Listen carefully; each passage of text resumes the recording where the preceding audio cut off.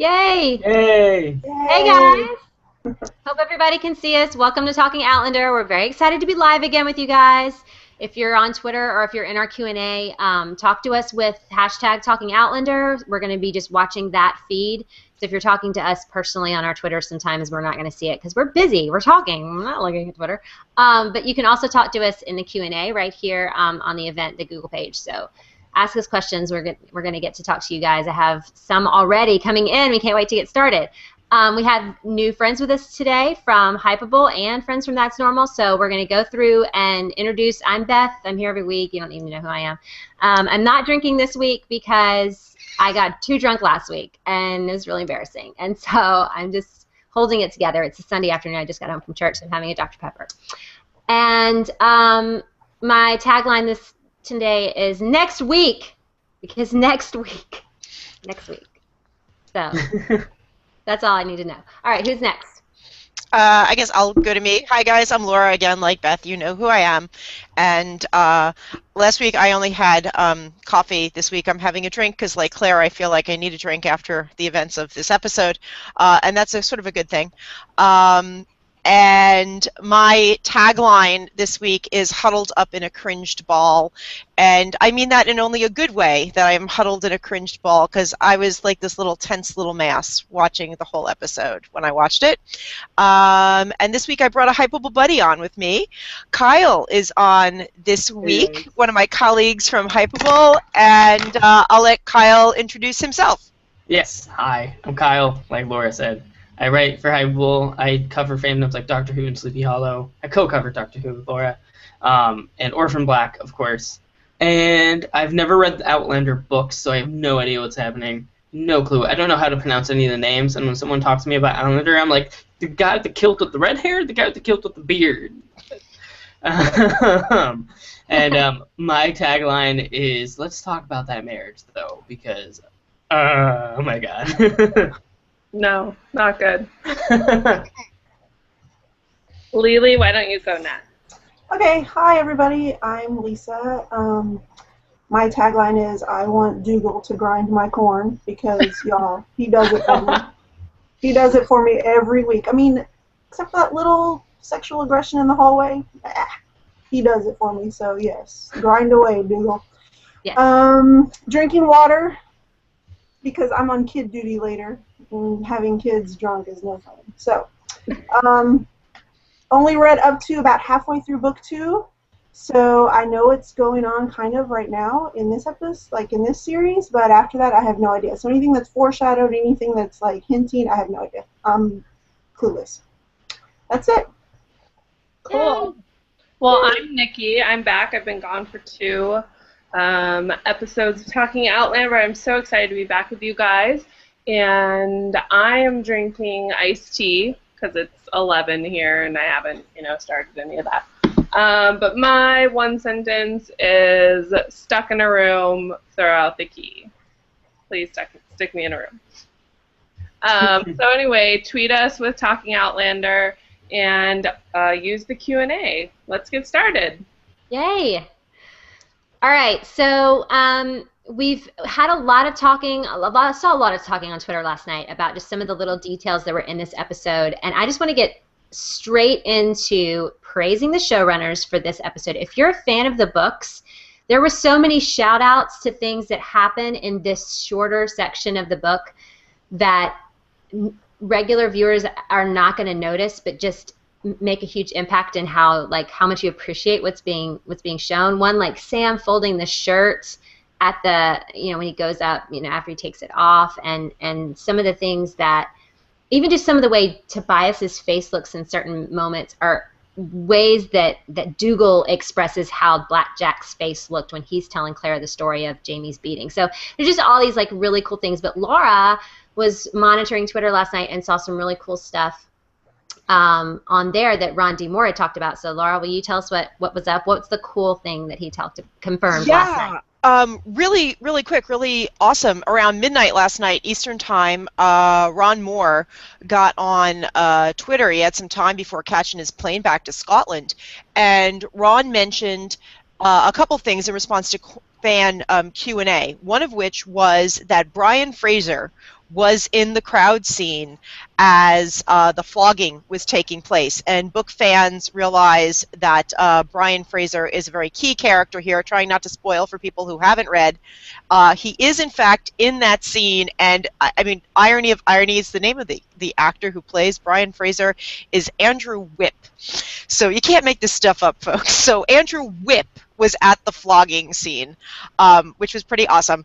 And then the other really key thing, I think that, I was going to say Brian, hello, Andrew, no, Ron, I have clearly not had enough of this yet, talked about is the fact that we've been greenlit for season 2, and he said specifically the plan is for all of book 2, meaning Dragonfly and Amber, will be covered in season 2. And I know a lot of fans were thinking maybe he'd only go part way, maybe he'd stay in the Scotland point of view. No, folks, it's both POVs as far as timeline goes. Again, trying not to spoil. So it's the whole deal. Awesome. Yay! Those two things make me so happy. I'm not really surprised about Dragonfly. I think that's kind of always been the plan. But I love the fact that Brian is in that scene. Like the fact that the showrunners are taking so much effort to find an actor, audition him, because eventually he'll be, part of the show at some point. I assume they're going to have some point for him to be there. And let the camera focus on him for just a couple of moments is so beautiful. It makes me so happy. And I just wanted, I want a fandom hug for everybody to just be happy that all these little things are just working out, and they're just in there for book fans, but they're there and they're thought about way ahead of time, and it just makes me super happy. Like Brian, yay! Yay! And I say we have two really good screen grabs of Black Brian on Hypable.com. If you check us out, we've got some really awesome high-def screen grabs of him. So check it out. I love that the rest of us are like, who's Black Brian? Oh, yeah. Okay. That's You'll the find truth out. of people. You'll find out. I'll take that hug. I mean, I'm in. I don't know who he is yet, but I'll take the hug. Yeah. He has a name like Black Brian. Can't be that good. So Yeah, it sounds awesome. Yeah. So let's talk about just this episode. How did it impact you? I mean, Kyle is not being a book reader, and just, what were your initial reactions to the episode as a whole? I had no idea what was happening. When he had said that they were going to take her to Inverness, and they were at the dinner at the table, I was like, wait, is that where this is going? Is she going to start traveling with the Redcoats? And oh my goodness. And I was really happy for her. And then the whole scene with her and I think his name was Randall. I'm terrible with names. I'm so sorry.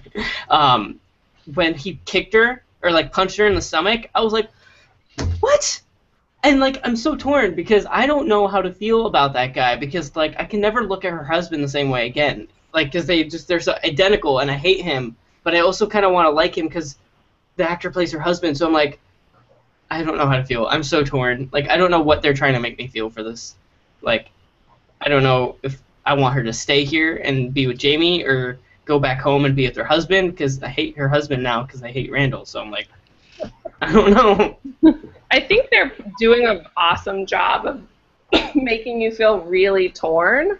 As in the book, I don't think you felt really torn. You were like, whatever, let's just do it. We're going to stay in 17, whatever, and get it on with Jamie. But in this, you're like, oh my God, I really like her husband. And then it jumps to him kicking her into the stomach, and you're like, what is going on? It's awful. Yeah, I think you're so right, Nikki. And this isn't a shot at Diana Gabaldon, because after all, Outlander was her first try at a novel ever. She'd never written a novel before. But I think in the first novel, she doesn't really develop Frank as a very clear character. And consequently, I think a lot of us are like, yeah, go with Jamie. But I think the book has done a fantastic job of making it seem that Frank is an absolutely viable choice. And there's a real compelling reason why she wants to go back. And you get the fact that she is torn. So I totally agree with what you're saying. I think it's not even a choice for her at this point. It is what she has to do. I mean, there's no oh, do I want to stay with Frank, or do I want to stay with Jamie in the Highlands? This sounds there's no choice for her. That's her goal is to get back. Obviously, her goal is her life, and that is far more clear on the show than it is when you read the books. In the books, it's not her goal. I mean, she's just kind of, it is, she explicitly states it a lot, but it doesn't feel that way when you're reading it. So the show is absolutely doing that. And to go back about what Kyle said about being torn, you're mirroring exactly how Claire feels. I mean, she's sitting in at that interrogation trying to find what her husband in Randall's face and trying to find like aspects of the man that she's in love with in this dude, and this dude is horrible and is doing horrible things, and it's why she lets her guard down, and it's why she tries to kind of rehabilitate him a little bit with her little therapy session, is because she wants the good in him to come out, and she can't because he's not good. When she was talking about like how she was clearly talking about like her husband to Randall, but like I feel like she was actually talking about like how he abused her, how like she came here and she got abused, and like she feels like he only loves her for like the sex and stuff. And like in the first episode, she talked about how sex was their connecting point. It was like as book readers, is that like how like she was talking about him, Randall, but I also feel like she was also talking about her husband. Like she was kind of like realizing like her husband only might love her for the sex because they've been apart for so long, and like I don't know how, like, do you understand what I'm trying to get at? Yeah, I get what you're saying, because I've only read the first book, and so I mean I've only read it once too, so I'm don't remember everything, but it seems like she was trying to, in the beginning she's like, okay, I have to stick to half truths and have to kind of stick to sort of the truth, and so she kind of pulls parts of her, well, it's not past because it's her present, it's all very confusing, time travel. I mean, crazy. But it's like, so she's trying to pull little bits of there and little bits of the present. And I think she's trying to blend the two so she can still be truthful and appear truthful, so she can pull those real tears and seem like she's really upset. But at the same time, she's trying to talk to both halves of herself. That's what I got from it, that she was like, okay, I'm trying to get through to this guy and kind of survive, but I'm also torn because he looks exactly like my husband, which you don't really get in the books, Yeah. You don't get all that. This was one of the first times I went back to the book and reread the section after. I haven't done that at all for the whole series, but I was so torn about some of the things that I saw that I was just like, okay, what is she experiencing there? And there are times in the book where she says Blackjack does something that reminds her so much of Frank that she has to clench her hands into her skirts because she wants to respond to him how she would respond to Frank, and she has to stop herself from doing that. She has to put up a distance. And so I saw a lot of people like complaining that Claire's like throwing herself under the bus or getting too emotional or being too mouthy. And I think that she just, I mean, how many times do you try not to say things to your husband and they're just like, nah? I mean, I think she's just trying so hard to see him as a different person, and it's almost impossible for her. And then he totally just gut punches her literally, and so then she has no choice but to do so. But Kyle, I don't think she's really like she's not really talking about Frank in that moment. She is, when she's talking about the man who's attacked her and she's giving this, she's just making some shit up to give herself a reason for being in Scotland. Yeah. I mean, it might be that she feels that way about Frank. I mean, some things that happen later in this series kind of lead you to believe that Frank is a little bit of a lecher, but I think she's just bullshitting her way through that encounter and trying to get out of it without him asking more questions, basically. Yeah, that makes sense. Yeah. Yeah. I have actually two people out on Twitter who are kind of agreeing with this whole kind of line of what we're talking about right now. And if you want to interact with us on Twitter, you can catch us on the hashtag Talking Outlander. I first want to give a shout out to Annie Warnock, who says, yes, me and my friends, we feel like we would never be able to go back to Frank after knowing Jack. So they're definitely feeling some of that pull. And also, Kristen Lee 8 on Twitter says the show is amplifying any feelings 1,000% compared to when I read the book. So clearly, just bringing that into that, like, I think it's definitely one thing to read it; it's another thing to see it, and that makes a huge, huge difference. I wasn't huddled in a cringed ball as I read, but I sure was as I watched. Yeah, at least this scene. I mean, at least this part. Let's talk about it. Then let's go straight to the flogging, because I have to say, the first time I saw it, I couldn't watch it. I had tears in my eyes. I didn't look up a lot, and I was really, really really emotional over it. And yeah, reading that part in the book, and I guess maybe because it's coming from a third party, Dougal is telling Claire about it versus Black Jack telling us how he feels about it. That's a total, paradigm shift in how we're seeing it. So what did you guys think? I think the last time that I felt this emotional about this show was the last time that Black Jack and Jamie were together, when he was ripping the shirt off of Jenny and that whole super emotional scene, and then they're together again, and you're like, holy crap. Like, it was just like so much, and like kudos to Sam, kudos to Tobias, like all of them, like holy crap. Like, I still haven't wrapped my mind around it. I watched it almost live last night, and I need to watch it again. Like, but I can't watch it again. I don't want to watch it. I mean, I've seen period drama where they've done whipping before. I've never seen it that realistic before in my life. And even on another Starz series, like I watched Black Sails, and they had a whipping on Black Sails, and it wasn't as brutally, realistically grotesque as that. And I thought it was a good thing that it was that brutal and that real. The point where like part of his skin flays off, like I don't know if that was planned, if that was coincidental. I mean, my whole body, I mean, I'm still even reacting to it now. I don't know if you can see like what my shoulders are doing. I was just like, oh my God. I think it just brought the absolute horror and terror in a beautiful way. If that is not like contradictory, I don't want to be disrespectful, but if you know what I mean, it was just so beautifully, horrifically real. And I don't think a lot of other shows have done that. No, most shows like to just do really fast, really graphic, really bloody, show you as much gore and as much craziness as they can in a very short time. But this one was very slow, very methodical. Listening to him talk about it and get into it, and you see how sadistic he is and how much he enjoyed it, and he's kind of trying not to let that go because he's like, man, if I get any more into it, I might need a cigarette after this. So, I mean, he's just going really into it, and you're just like, oh, and you're so revolted, and then you see his flesh all ribbony, and you're just like, and it's so drawn out that you're just like, shut the front door. I mean, I sat there like, oh my God, I could not believe it. But it was, like you said, Laura, it was, just really well done and just showed you exactly just how horrible it was. Ugh. Yeah, I don't want to watch that again. Yeah, I mean, I was likening it to, like Passion of the Christ, those scourging scenes that were in that movie. And I remember being emotional watching that. I mean, that's an emotional thing to see and crying in that theater, but it was nothing like that in terms of that first time the whip hits his back and the blood just starts pouring down his back. And I was like, holy, how did he even survive? I mean, I really was thinking, how could he possibly make it through I'm so surprised he didn't bleed out. Like, yeah. Right. I mean, only because there's not an artery. Like, that's probably the only reason there's not an artery. I think that's a great point. Yeah. Such a telling scene. I loved when they kept showing his feet, and they were just sliding around in the blood and just down his back and into the kill. I was like, oh, this is so graphic. Ugh. Well, even the fact that Blackjack couldn't stand because there was so much blood, and he was so fatigued. And I kept thinking back, there's an interview that James McAvoy did once where he was doing, I think, Atonement, and the director had told him he had to do something, and he said, walk away like you've got a boner. Just to be really, like, uncomfortable.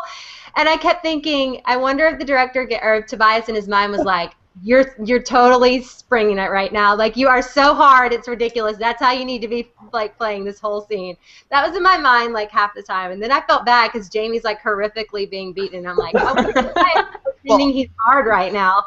And that's the point, too. It's like this epiphany kind of sexual realization, like sadism, like it was just so, like I said, it's one thing to read about it in the book. It's another thing to see it on Tobias's face. And as scary as watching the flogging was and how he was doing it, I think what was even scarier for me was how calm. He was just in a chair and just sitting there and I mean, it was like he could have been telling you it's raining outside. Like he was so. He had a boner in that part of it too. Right, but he was getting off on it, and he was calm. It was like, oh my God, it was Emmy nom, Mr. Menzies, Emmy nom. Seriously, the juxtaposition there between him just calmly telling the story and just being like so like I like loved it. It was so beautiful. And then going back and like just seeing the violence in the audience at the flogging, just going like, oh my goodness, like,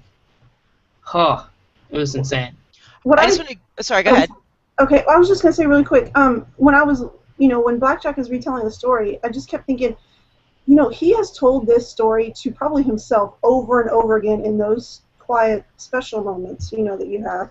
And that's what it felt like. It felt like he has retold that story over and over again and relived it for himself in that special way.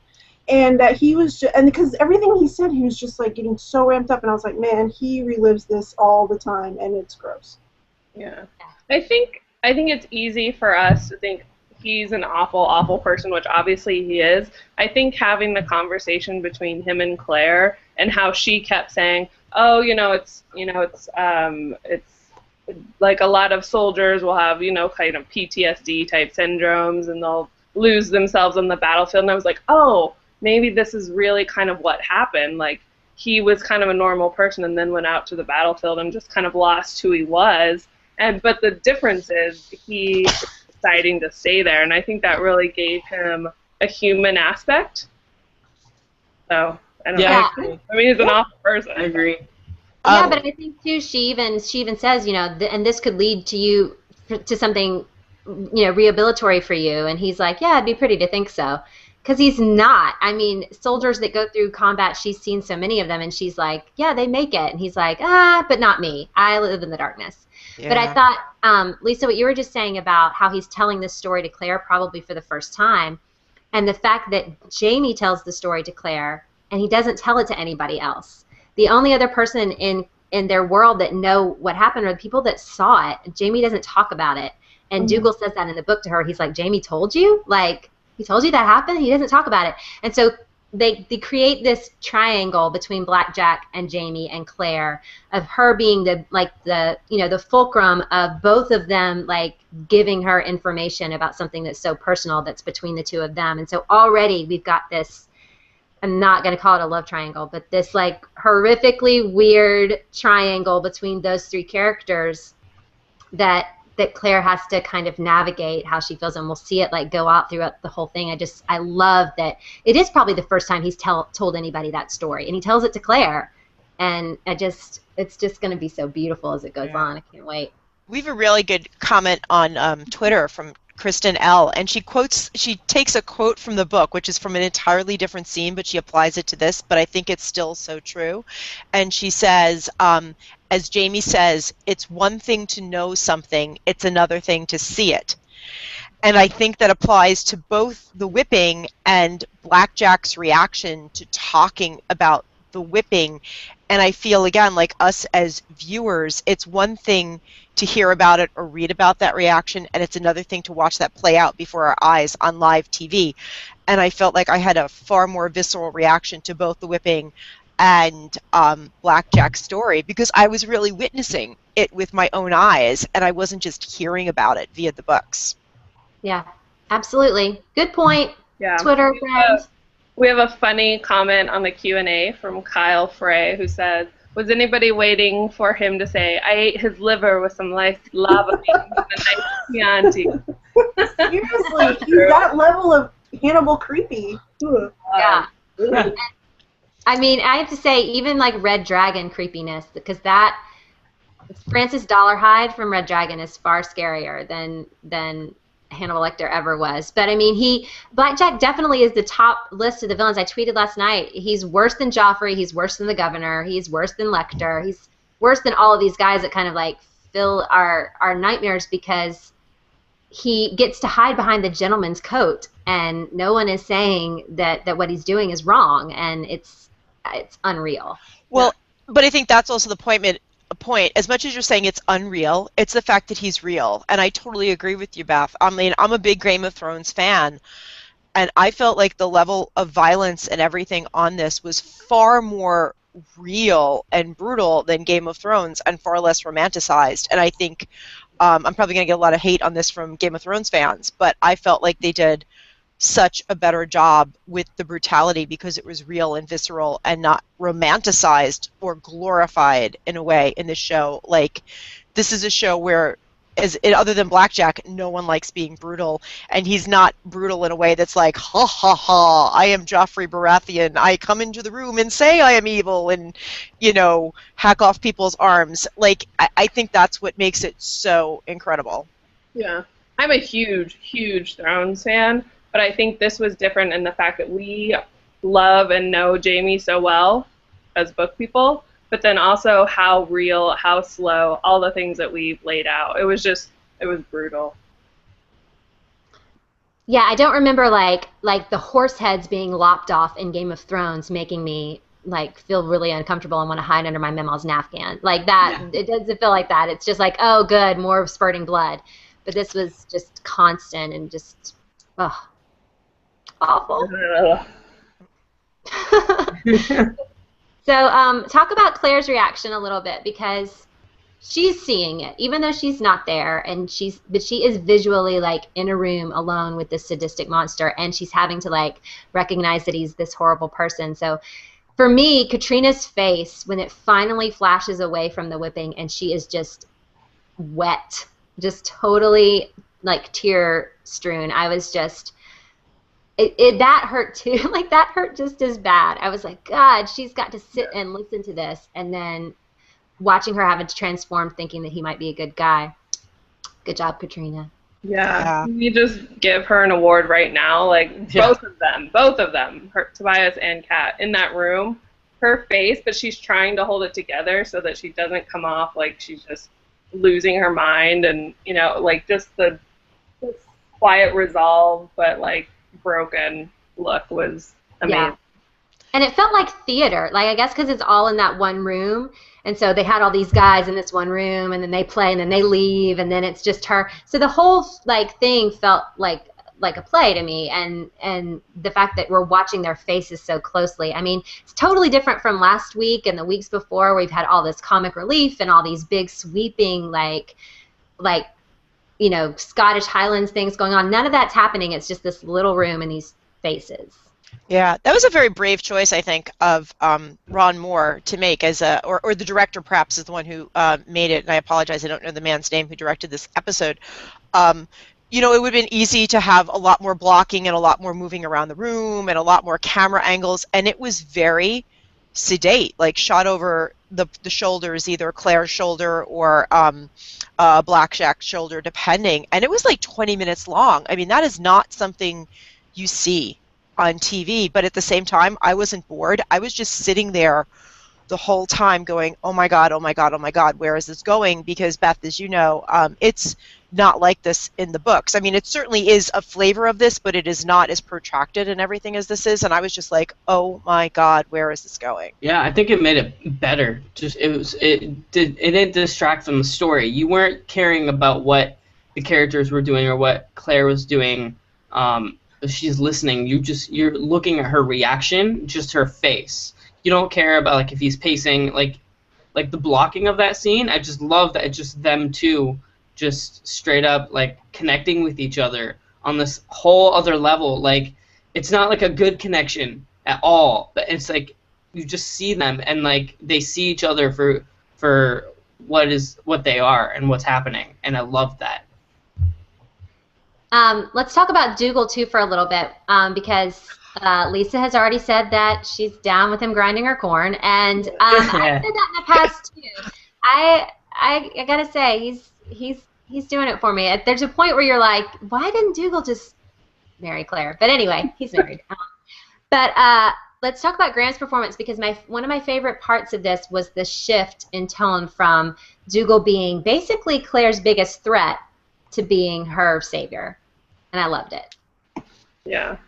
I mean, Graham McTavish is amazing. Met him in person. Holy crap, love him just as much as the rest of them. But him coming in to just kind of save the day was such a great change from him being sort of the number one villain at this point. And then him coming in, you could tell that even he was like, we don't do this. Like, this is a woman. It doesn't matter what's going on. We thought she was a spy, and we were kicking the shit out of her. Like, excuse me. But, just the look on his face, I think even he was like, these people are awful. Like, this is just terrible, and rescued her and took her out.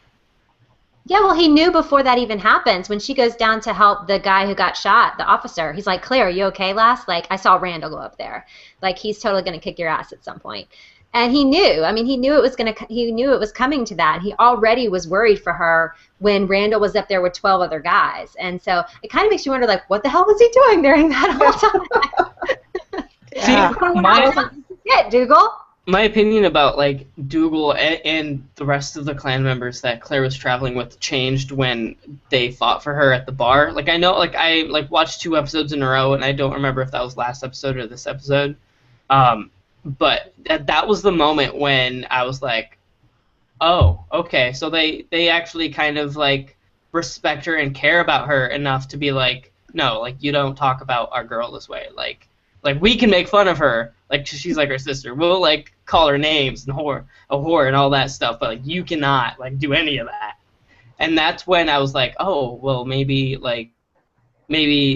Dougal's on her side. And then when he did that, I was like, yes. I was so happy. I feel like Claire's done a lot almost to prove herself to Dougal, and obviously it lands into a later scene by the spring later on.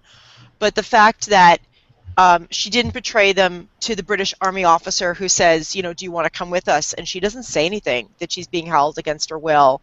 The fact that she tells Dougal in that scene, make yourself scarce. They're going to be looking for somebody to blame right now. And she's like, no, I'm fine. I'm going to take the heat. I'm going to save this guy, but you got to get out of here because, you know, even though this attack isn't down on you, you're going to get the blame. I felt like you saw kind of like a shift with Dougal in starting to say, okay, maybe I'm going to respect you more. Maybe we're members of the same team almost. We're going to get there. And I really loved that we saw some glimmers of Dougal being the Outlander and Claire almost giving him more respect than he gave her. Yeah, and the fact that he's already kind of made this plan in his brain for what's going on with her. Like he had to have already talked to Ned Gowan. He's already planned, you know, changing her into Scott to keep her away from them. And that's before he even knew Randall was going to be coming into what was going on. So unless when all that was happening, that's when he was talking to Ned Gowan. And that's why he wasn't there to save the day sooner. Quick, Ned, draw up a contract. I got to get back to the bar. But I do love it. I loved him in this scene, and I loved the spring. I love how he's, you know, still this like little superstitious dork. Like he's this little old biddy who still believes that this one sulfur spring is going to say whether or not. Why didn't you take her to the sulfur spring a long time ago? Yeah. Why didn't Fitz have a truth potion somewhere? They could have just given it to her in the second episode. Yeah. I love her look that she gives him. She's like, a magic spring. I just stomach punched out by a guy who looks like my ex-husband, and you think this is a magic spring. Great. Yeah. Let's go. Not to mention that he made her like hike down to it. It wasn't like it was just on the way. They went super out of their way. She'd just been punched in the gut, and he's like, okay, now we're going down Fall Creek Falls, and we're going to spend 3 hours getting down there. And then when you get there, I'm going to make you drink this water that smells like rotten eggs. And then I might stick you with this dirk. Yeah. Which I think, as you pointed out last night on Twitter, Beth, that's the Dirk from the, or somebody did on That's Normal, pointed out that is the Dirk from the previews, well, not the previews, but like the montage at the beginning of the show. Yeah. Because it's, you know, everybody thinks it's Jamie's hand. It's not. It's Dougal's hand. Yeah. Not that it matters, but. Yeah. We have an interesting comment on Twitter. Christy Lee 8 is saying, every episode my boyfriend changes his mind about Dougal. This episode he likes him, the last one he hated him. So I'm just wondering if that's something a lot of guys are, like what the male reaction to Dougal is. I mean, like we are kind of having that love-hate reaction, so it looks like some of the guys are also having the love-hate reaction, but I'm curious if it's for the same reason. I want to hate him, but I'm starting to like him, but like I also like just because I feel like when he got really drunk a couple of episodes ago and like tried to like approach her, I was like, hell no. And then she agreed to go out on this trip with him. And I'm like what are you doing? Like he's going to rape you while you sleep. Like I don't like. I'm so torn, and I hate him for that. And then this episode happens, and I'm like, I don't know. Oh God, I just don't know how to feel. I think it's a good testament to the characters themselves, because there are times when you're going to hate Claire. And the only character you're never going to hate is Jamie. But everybody else is going to be up for grabs at some point. I'm not so sure people aren't going to... I don't know if they're going to hate Jamie, but I think, again, not to spoil, coming up, there may be a little something that he does that isn't going to be down with some feminists. That's all I'm saying. Yeah, because that was warned to me. Yeah, well, that was warned to me about the books. I had a friend that was like, you were going to hate this part and you're going to drop it. You're not going to finish it. Didn't bother me. Now I'm just really curious. You want me to tell you when it's coming, Kyle? It'll be the first episode back from break. Oh, okay. Yeah, the first episode back from the break, you'll see it. Does someone grind some corn?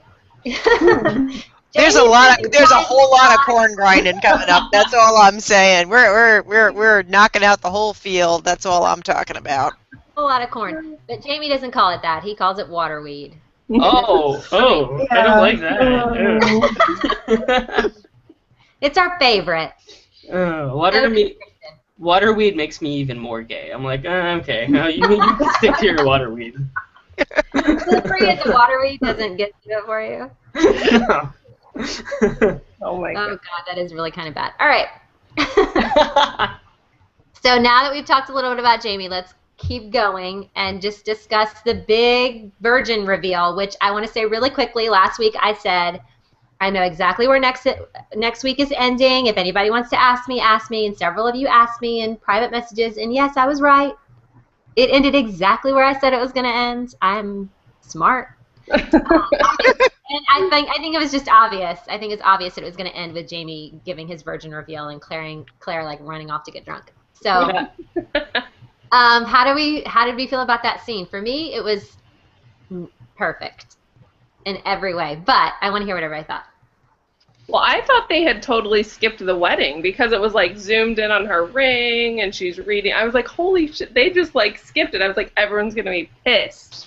And then they revealed it and I was like, whew, we're okay. Right, but that ring is her wedding ring from Frank. I think that needs to be pointed out to viewers. The ring she was, was zoomed in on was her wedding ring from Frank. Yeah, it looked too 20th century of a ring. Totally. Yeah. Yeah, but then him saying, one of us has to know, I was like, would someone really from that era say that to a woman? Like, I was like, you're very forward-thinking, Jamie. It is sort of, that awkward comic relief. I mean, I think for, even in sort of a modern perspective, I mean, obviously that I think a lot of women would have assumed that the guy was the one who had experience. But I think even from a modern perspective, a lot of people's first time was with somebody else who it was their first time, so you kind of fumbled together.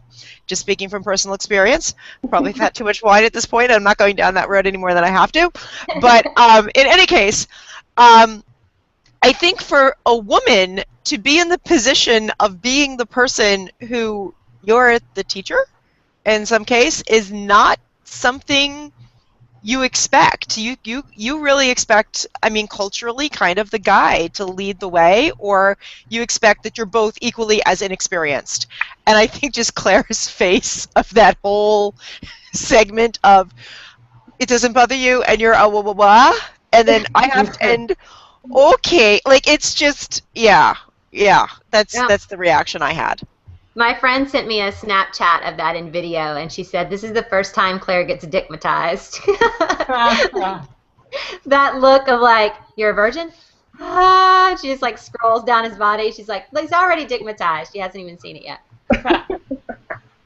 But, I mean, I love the fact that I think that Jamie being a virgin is a huge shock to Claire. I think it's got to be a shock to the audience. Kyle, did you expect it? No, I thought he was getting it on with the other girl that had a crush on him. I was just like, wait, what now? Like, it kind of makes him even more adorable, and now I just I want to teach him. We all want to teach him. And having deflowered a virgin, I have Why am I talking about this? I'm the one drinking, and I didn't just say that. My husband will kill me if he sees this chat, but yeah. It was not super fun, so I don't like envy Claire in that moment. The teaching aspect is not a lot of fun. You know what, though? I think, because I went back, Beth, you were saying that you hadn't gone back and reread everything. I actually reread some of what we're seeing next week, just to kind of refresh my memory. You know, painful job, but somebody had to, because painful job, but, somebody had to do it. And there is a comment that Diana Gabaldon makes, is that Claire kind of thinks about it in retrospect as male virginity is highly underrated in society. I mean, it's a turn on. I mean, I don't know if anybody else is a Walking Dead fan, but Daryl Dixon and Jamie Fraser, two hottest male virgins out there on TV, working for me. TV Daryl's a virgin? Yes, he is. Is that canon? Like, is that from the? Well, it's highly hinted by Norman Reedus and some of the creators that, like, Daryl is just part of Daryl's makeup is the fact that he's just so awkward around everybody, and just Opportunity never really presented himself because he was so ridiculously like in Merle's shadow and just a jerk, and nobody wanted anything to do with him. I am blown away right now. His male. We're talking about The Walking Dead, but I'm blown away. Yeah, go back and rewatch, see every reaction he's had with Carol, and it totally makes sense. Is male virgin the new black? Like, on TV? That's the new thing. I'm losing it. Okay, sorry. I'm back. Okay. I heard that Daryl was gay. That's what I heard. That was like a rumor. I can't imagine they're going that route. Not that there's anything wrong with that, but I totally think Norman Reedus has said it been in his head is that he's just so totally socially awkward on so many levels and have had so many not experiences on so many levels. That's just one more of the makeup. Oh my gosh. Losing it. You're going to watch that season premiere with a whole different perspective in your head. Oh gosh, just losing it. I'm just freaking out. Okay. All right. Well, so next week we got a little preview of next week, and everybody seems very excited about the wedding. But what, other than the wedding and like the sex that's coming up and their conversations and like anything you're looking forward to next week that you guys can think of? I mean, Kyle, you don't know what's going on, but I'm just looking forward to half-naked Jamie. Yeah. I think he's gonna be all naked. Okay, good. Yeah. Good. Yeah. We're going to see some booty. I'm just looking forward to a non-flogging, non-sword-bearing scene. Anything that's not intense like it was this week. Oh. I don't want to spoil people, but I want to see the door opening.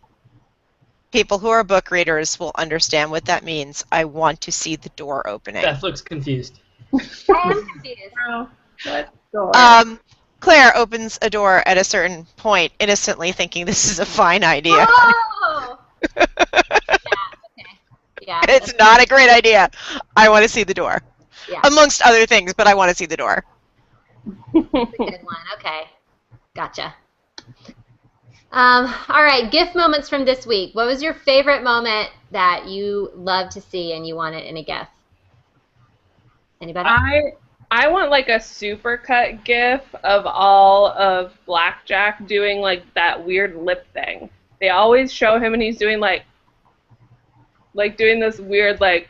Oh yeah, I know what you're talking about. I love it. Yeah. It's so weird. You know what I thought that was about? It was something I wanted to talk about. Somebody said that it looks like he's chewing gum, and somebody said it looks like he's got a cocaine problem. And I don't remember where I heard this, and somebody tell me if it's in the book. Somebody on Twitter say what this is from, or if Diana said it. It seems like he has a bad tooth.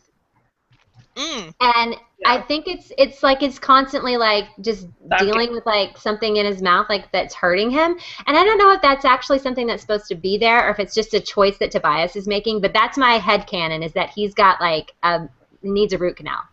It would make sense, whatever it is. It's a great tick that Tobias is doing that makes him look crazy and different than Frank. Yeah, definitely. Okay, gift moments. Keep going. I want to see the like scenery of the spring gift into something because it was just gorgeous. Just like I know it's random. Like you'd probably expect like a lashing or like something, but like just like I want to look at that stream for forever because that was just a gorgeous place. Yeah.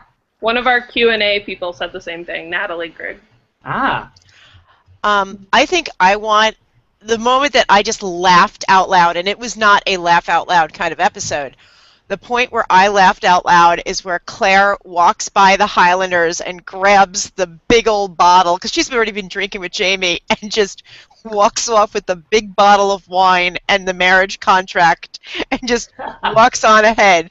And all the Highlanders are looking at her like, uh-huh. Yeah. And they're all checking out her ass, and she's like, I need a drink. And Yeah. I need a big old drink. I love that gift. That would be great. Yeah, in the book, they're in a tavern when that's happening, not outside, and she goes down to the bar and just gets totally toasted, and she can't even, like, the day of the wedding, she wakes up, she's just totally hungover. So I love that she grabbed that bottle at the end. It was perfect. Lisa, I would like I would like a gift of when Dougal comes in that room with his Dougal mad face, all seeing her on the ground. Just that little moment where I'm like, yes, freeze frame that. I will take that to myself. Does anyone else think that the officer that brought Claire and Dougal to the Redcoats was really hot? Yes, everyone thinks that. Okay, You- all right. Who was Yes. that? Because Do you have any significance other than just being the guy who brought him He's not canon. He's not. He's a totally made up. can we make character. him canon? Like, can we just... But I really think that he might be.